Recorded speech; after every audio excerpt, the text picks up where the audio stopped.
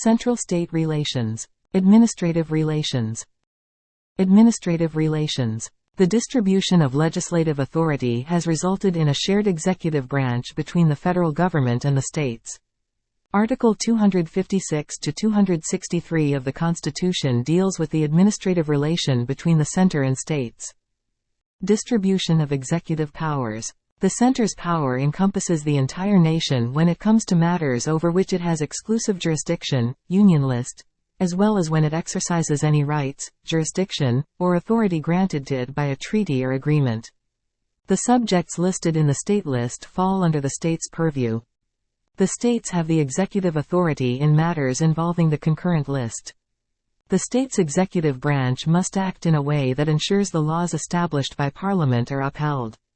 A state's executive power may not be interfered with or affected in any way. The obligation of states and the center.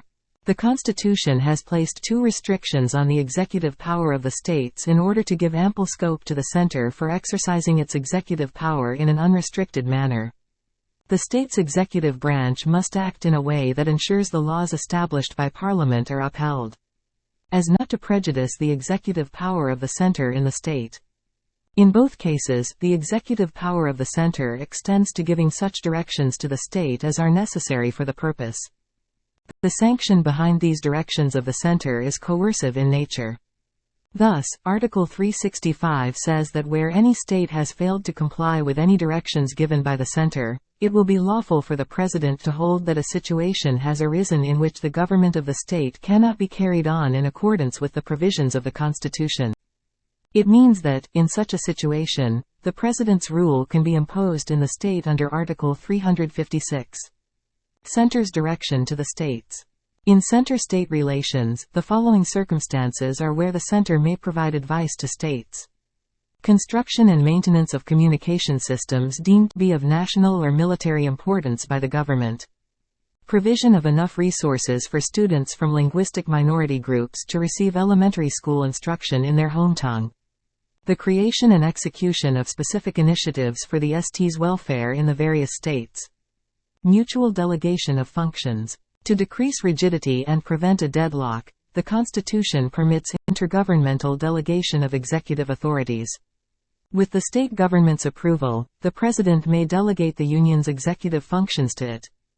The Governor may delegate the executive responsibilities of the state to the Union with the approval of the federal government. This agreement to share authority may be either conditional or unconditional. The Constitution also permits the state to provide the Union executive authority without the state's consent. But such delegations are made by Parliament, not by the President. The executive authority of a state, however, cannot be transferred in the same manner. Cooperation between center and states. The following provisions have been included to ensure cooperation and coordination between the center and the states. Parliament has the authority to rule on any dispute or grievance involving the use, distribution, and management of any interstate rivers and river valleys' water resources. The President has the power to convene an interstate council to examine and deliberate on subjects of common interest between the center and the states. All of India is required to provide full faith and credit to the public actions, records, and judicial proceedings of the federal government and each state. All India services. In 1947, the Colonial Indian Civil Service, ICS, and Indian Police, IP, were replaced by the Indian Administrative Service, IAS, and Indian Police Service, IPS. As the third All India service in the nation, the Indian Forest Service, IFS, was founded in 1966. The members of All India services occupy the top positions under both the center and states.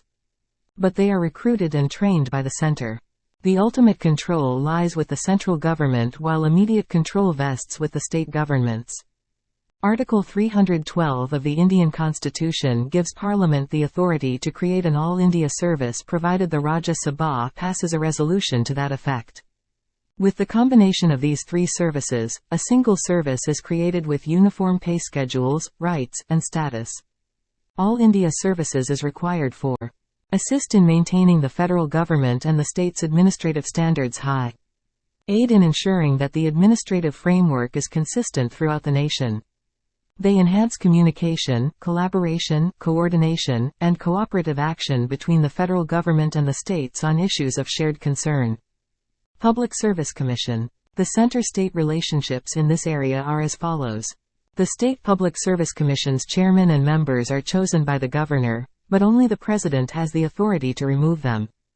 The president appoints the chairman and members of the State Public Service Commission in cases when two or more states request that Parliament establish a combined Public Service Commission.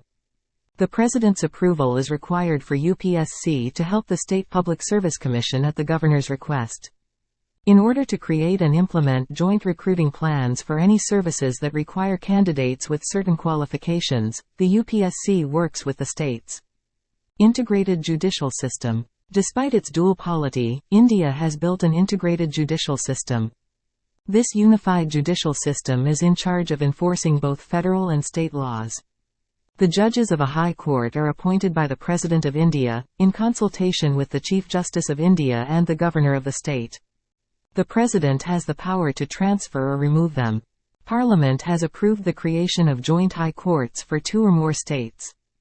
Relation during emergency. During a national emergency, the center has the authority to provide directives to the state on any matter.